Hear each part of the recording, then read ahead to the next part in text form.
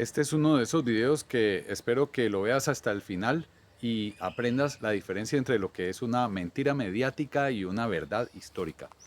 Amantes de los animales extintos que regresan de la muerte. Ya vimos el alboroto provocado por estos supuestos lobos terribles que una empresa gringa dice haber desextinguido, ya saben, los de este programita. Casualmente, hace poco había sacado este video en el que les hablaba sobre los lobos y otros animales mutantes de Chernóbil. No faltó quien me dijo que esperaba ver animales con 3 ojos, 5 patas o cualquier otra mutación horripilante de esas que nos muestran en las pelis. Y si te dijera que lo de los lobos desextinguidos es mentira y que en España sí ocurrió un caso real de desextinción, aunque fuera por unos minutos. Hoy te traigo dos historias reales sobre este fascinante tema para que no tragues entero. Compara y saca tus propias conclusiones sobre esta mezcla de ciencia y fantasía con la ñapa de analizar el dilema ético del asunto. Vamos allá.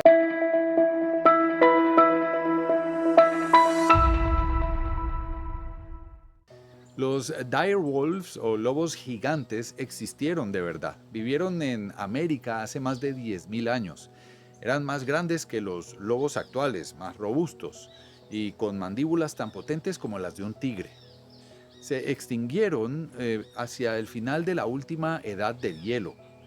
Pero hoy un equipo de científicos en Estados Unidos está intentando revivirlos, o al menos eso dijeron.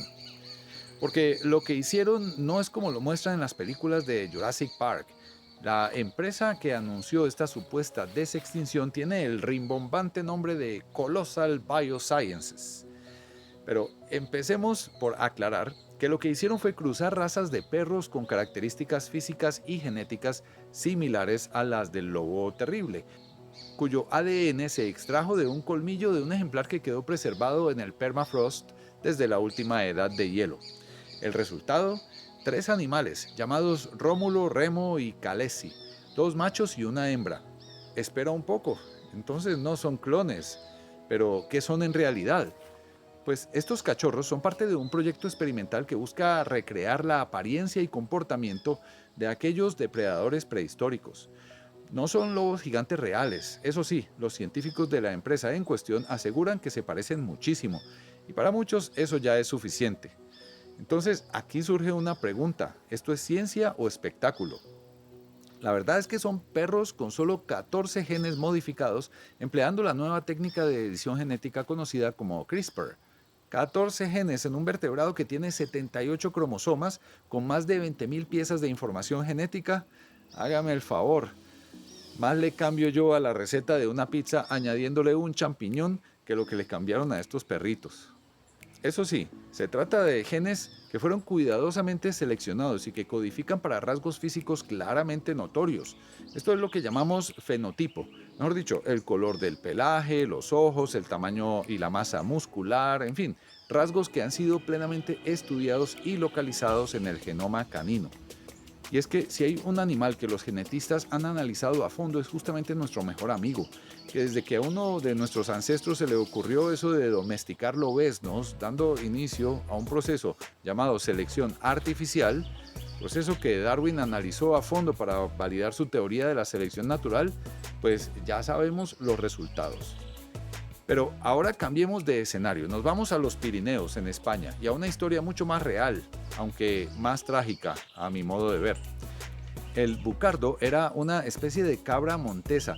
Tal vez nunca hayas escuchado hablar de este animal porque no es tan glamuroso ni mediático como los de Colossal Biosciences, ya saben.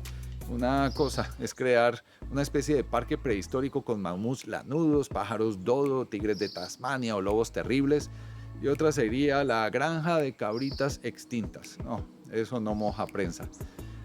Este animal vivía en las montañas del norte de España y fue una de esas piezas favoritas de los cazadores hacia el siglo pasado por su gran tamaño. Y a pesar de los esfuerzos emprendidos por las autoridades ambientales que crearon una reserva natural para proteger los últimos ejemplares que quedaban, fue demasiado tarde, porque en el año 2000 la última hembra fue hallada muerta. Se llamaba Celia y a la pobre le cayó un árbol encima y hasta ahí llegó la especie, oficialmente una más de las extinguidas por acción humana. Pero los científicos tenían un as bajo la manga Temiendo lo peor, habían conservado en nitrógeno líquido células de su piel y en 2003 intentaron algo nunca antes hecho: clonar un animal extinto. Para ello replicaron la técnica que años atrás había funcionado exitosamente con la famosa oveja Dolly. Aquí no hablamos de unos pocos genes, sino de la totalidad de sus 60 cromosomas que fueron inyectados en el núcleo de un óvulo de cabra doméstica, a la que previamente se le había extraído su ADN. Y listo. Bueno, suena fácil, pero el proceso tiene sus complejidades, como por ejemplo que el animal receptor debía ser una bucarda joven, y como ya no quedaba ni una, optaron por una cabra montesa como su pariente más cercano. Sorprendentemente, funcionó. Luego de más de 50 intentos de fertilización in vitro, nació una cría hembra de bucardo. Por primera vez en la historia, una especie extinta volvía a la vida. Por cierto, ya en este video les explicaba el tema de los bebés probeta, por si lo quieren ver a lo que termine este video. Pero lamentablemente la alegría por el nacimiento de esta bucardita duró poco. La cría murió a los pocos minutos, tenía una malformación pulmonar, y aunque fue un avance increíble, también se convirtió en un recordatorio de lo frágil que es la vida. Estos dos casos nos muestran dos maneras diferentes de hacer lo que llamamos desextinción, una mediante edición genética y cruce de especies vivas y la otra mediante clonación directa. Ambas comparten algo, pero la enorme pregunta de fondo subyace: ¿deberíamos hacerlo? ¿Qué pasa si reintroducimos una especie extinta en un ecosistema que ya ha cambiado a lo largo de miles de años? ¿Tiene sentido traer animales del pasado mientras hoy seguimos perdiendo especies por nuestra propia culpa? La desextinción ya no es solo ciencia ficción, es una realidad científica. Y también hay que reconocer que la herramienta CRISPR tiene un enorme potencial como para lo de edición genética, como por ejemplo aumentar la biodiversidad de especies que han pasado por un cuello de botella evolutivo, como el que tuvieron nuestros propios ancestros, que ya les contaba también esta historia aquí. Y claro está, la edición de genes deletéreos y sus implicaciones en el campo de la medicina.